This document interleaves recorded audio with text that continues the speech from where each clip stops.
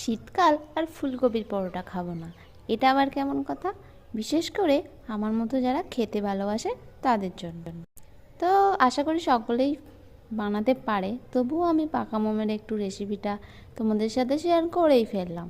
তো আমি প্রথমে ফুলকপিটা গ্রেট করে এতে নুন মাখিয়ে রেখে দিয়েছিলাম, তারপরে আটা মেখে নিয়েছিলাম ওটা রেস্ট করার জন্য। তারপর কড়াইতে তেল গরম করে রসুন, আদা, কাঁচা লঙ্কা কুচি দিয়ে আর এই ফুলকপিগুলোকে এইভাবে নিংড়ে নিংড়ে রসটা বের করে দিয়ে ভালো করে কড়াই দিয়ে ভেজে নিতে হবে।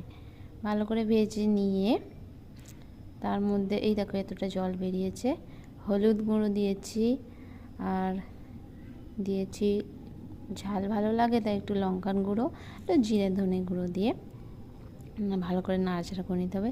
আর একটু ধনেপাতা দিয়ে দিতে হবে। তো দেখো আমার অলমোস্ট রেডি, যেহেতু ফুলকপিতে নুন দেওয়া ছিল তাই আর আমি এক্সট্রা করে নুন দিলাম না। তো নেক্সট গুচির মধ্যে পুর ভরে বেলে নিয়েছি, তার অল্প অল্প তেল দিয়ে পরোটাগুলোকে ভেজে নিচ্ছি। কখনো কখনো অল্প তেলে খেতেও ভালো লাগে, আবার কখনো কখনো বেশি তেলে ভেজলেও খেতে ভালো লাগে। তো আমি অল্প তেলেই ভেজে নিয়েছিলাম। দেখো পরোটাগুলোকে আমি ভেজে নিই, তারপর আমি প্লেটে রেডি করব। এই ফুলকপির পরোটাটা কি সুন্দর ফুলেছে দেখো, অল্প তেল, মানে তেল না দেওয়ার মতোই কথা, কত সুন্দর ফুলেছে।